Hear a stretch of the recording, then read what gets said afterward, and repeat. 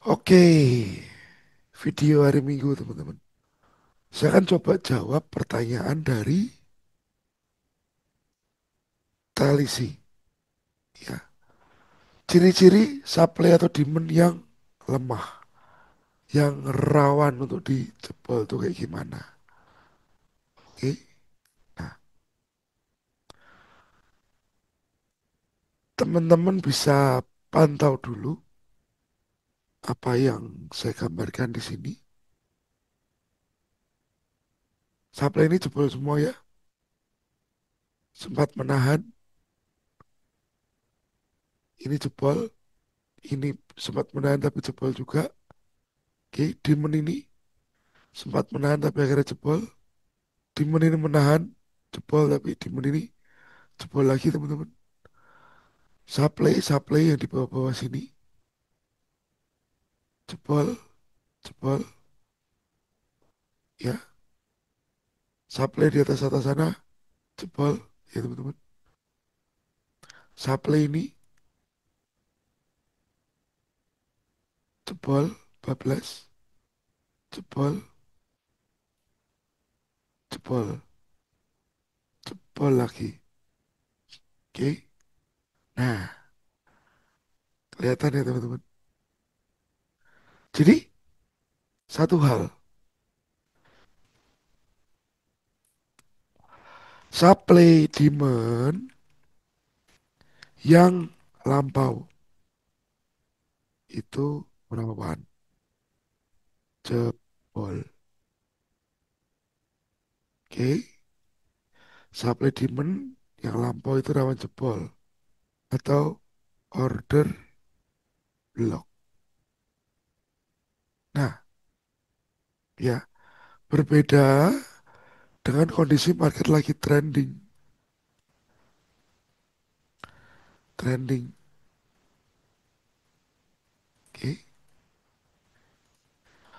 Waktu turun, waktu turun ya, kemungkinan diambil demand. Dia turun lagi, dia ambil demand. Koreksi ya. Ini nggak sampai koreksinya, oke. Nah, jadi kalau boleh saya gambarkan kayak gini teman-teman. Teman-teman harus paham dulu supply demand lampau. Kalau misalkan ini ada area area yang lampau, tiga aja cukup ya saya gambarinnya ya. Saya kasih warna hitam deh. Des, ini. Area itu area lampau semua. Yang ada metungul kecil ini ya. Nih, supply, supply lagi, supply lagi.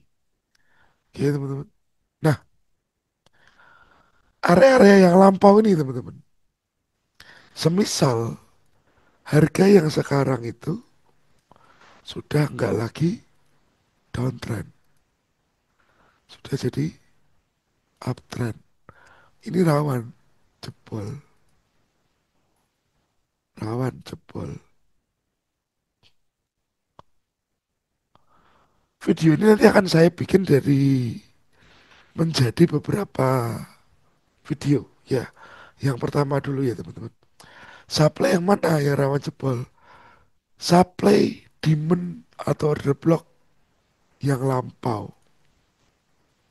Oke, ini. Nah, kemungkinan teman-teman di sini ini pun ada demand lagi, lampau, demand lampau, demand lampau, ya. Lalu price begini, turun, naik, berubah arah, jebol teman-teman, jebol lagi ke bawah. Nah, ini bisa terjadi. Oke, jadi yang jadi masalah itu adalah zona lampaunya ini. Zona lampau yang terlalu jauh di sebelah kiri, itu sebenarnya sudah rawan untuk jebol. Karena apa? Zone itu melawan tren, melawan tren. Ya, misalkan teman-teman, ini kondisinya seperti ini. Ya, nah di sini ini ada di melampau nggak tahu sebelah mana, tahun kapan ya teman-teman. Area ini akan condong saya gunakan sebagai target nantinya. Kalau saya lihat market sekarang ini teman-teman, trennya apa? Trennya turun. Ini yang saya ambil. Ini yang saya ambil. Tren turun. Jadi better saya ambil salnya. Karena ada break, ada range. Saya akan ikut sell di supply sini. Untuk apa? Untuk ikut ini. Tren turun ini saya jadikan target. Jadikan target. Ya, ini saya jadikan target saja. Jangan untuk entry. Oke. Karena apa? Nyata-nyatanya market dalam kondisi downtrend. Ini jadikan target. Karena takutnya kalau Anda buy di sini, teman-teman, ya bisa saja ini naik, bisa saja. Tidak menutup kemungkinan itu untuk naik. Tapi yang Anda tahu adalah impulsifnya selalu turun. Takutnya demand ini dibablasin dulu. Stop loss diambil dulu baru dia koreksi. Baru dia koreksi lagi. Dus, 14 lagi. Demand di bawahnya gimana? Sama, teman. Oke. Jadi gambar ini sangat mengacu pada kondisi yang ada di sini. Teman-teman lihat, supply berapa aja yang breaknya jebol. Ya, oke. Demand ini sempat nahan tapi jebol. Demand ini jebol. Demand ini baru menahan harga. Anda mau kena SL berapa kali? Ya teman-teman. Anda mau kena SL berapa kali? Sampai akhirnya dapat. Ya kalau Anda bisa nahan risk to rewardnya. Kalau nggak bisa, baru sekali aja sudah. Aduh, nggak betah saya nahan posisi. Ya, sama juga waktu keadaan ini uptrend teman-teman. Ini market uptrend. Di sini kita punya supply, jebol, supply, jebol. Maybe di sini ada lagi. Ada orang anggap ini supply jebol lagi. Nah, better flow the trend ini loh. Nah, flow the trend. Bisa dimengerti dan dipahami ya. Kalau bingung, teman-teman tanya di kolom komentar. Oke. Jadi saat melihat kondisi market, kalau saya pribadi tidak melihat supply demandnya langsung.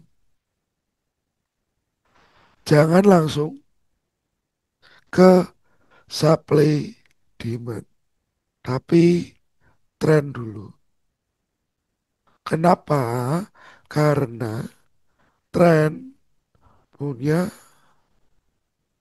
muatan banyak pedagang. Nah, kalau Anda ngelawan banyak pedagang, Anda sendirian ya terlibas. Itu jadi masalah pokok dan utama. Misalkan, anggap saja, ya, ini ya teman-teman, 4 jam. Oke.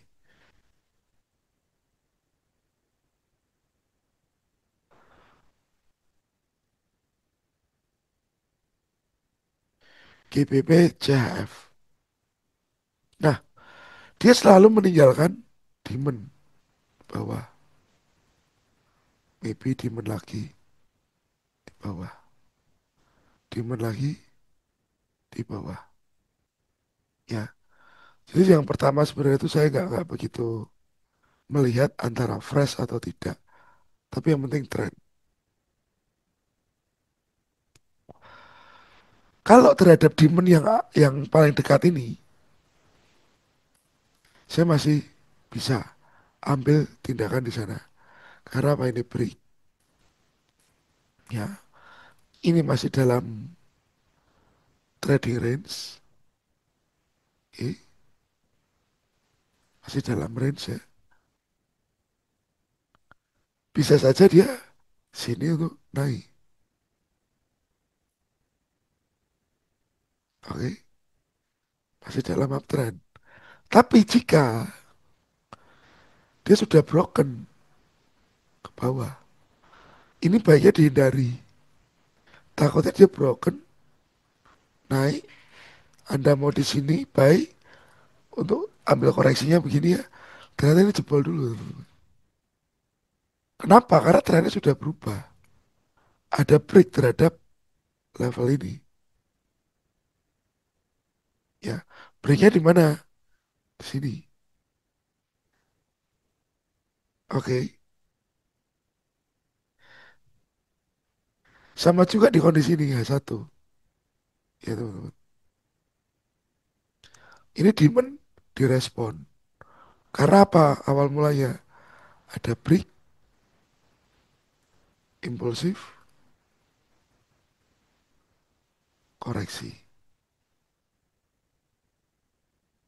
Oke. Lalu lagi break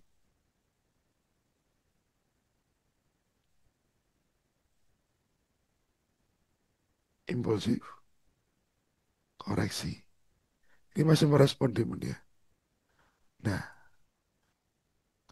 begitu ini selesai, ini ending trend ya.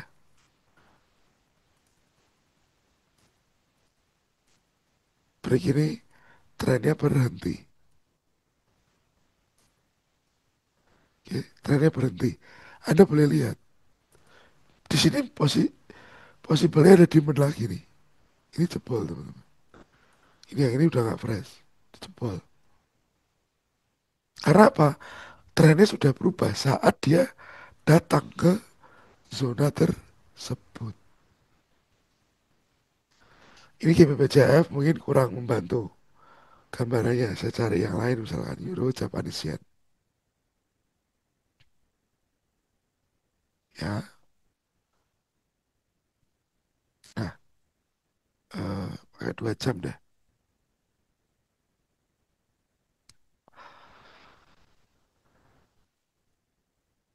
Kalau ini ya seperti teman-teman bilang, tidak fresh. Yang ini tidak fresh. Area ini tidak fresh. Jadi 1, 2 kali, 3 kali, 4 kali, kelima jebol. Ini wajar. Ini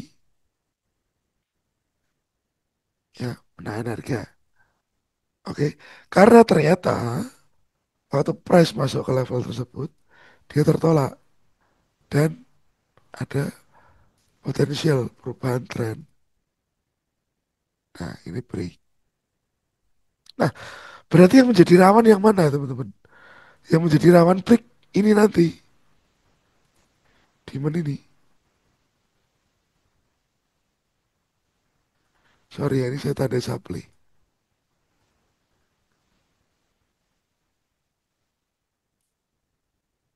Ini menjadi rawan. Ini pun sama jadi rawan. Kenapa? Karena bisa aja trennya ini berubah nanti. Jadi turun. Nah, saat supply demand dibenturkan dengan tren, resikonya jebol. Resikonya jebol. Tren naik, teman-teman. Supply sebelah kiri. Jebol. Supply lagi. Jebol lagi. Supply lagi. Menahan sebentar saja, jebol lagi ke atas. Tren. Jadi tidak setiap supply atau demand Anda bisa tandai. Kalau saya cenderungnya lebih ke ya cara itu tadi. High, low, dia ada demand, ya higher high. Nah ini break, ini demand yang oke buat saya. Karena apa? Sesuai tren, sesuai tren teman-teman. Ya sesuai tren. Lanjut lagi, break lagi teman-teman. Oke, maybe saya akan lanjut ikut buy lagi di sini.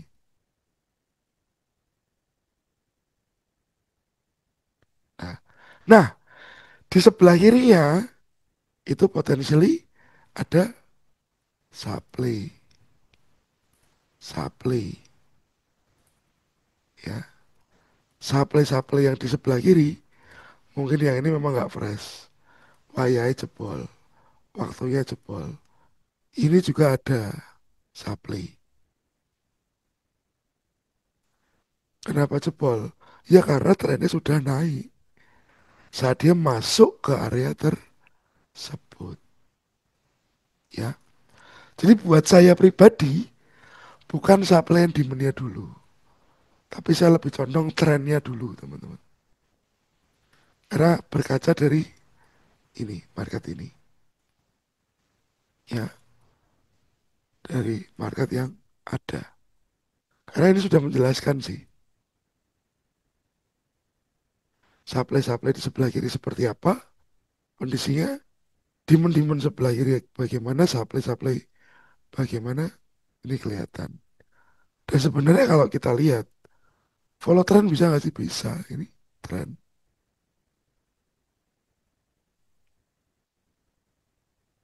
Nah, setelah break, teman-teman cari koreksinya. Setelah break, cari koreksinya. Oke. Jadi ambillah supply or demand yang sesuai dengan tren saat itu. Oke. Dan trennya di mana, Pak? Anda bisa lihat Anda mau beli tren yang time frame mana. Karena berbeda-beda. Yang besar tadi seperti itu. Yang kecil ini. Beda lagi ya teman-teman. Ya. Makin kecil. Makin kecil. Nah, berubah. Oke. Jadi untuk video pertama ini saya berani bilang bahwa kenapa zona-zona demand supply jebol atau tidak bisa menahan harga ya karena dia melawan tren yang pertama itu. Nanti mungkin video kedua saya coba bikin di minggu depan ya teman-teman. Semoga bermanfaat. Please like, subscribe, dan bantu share. Terima kasih.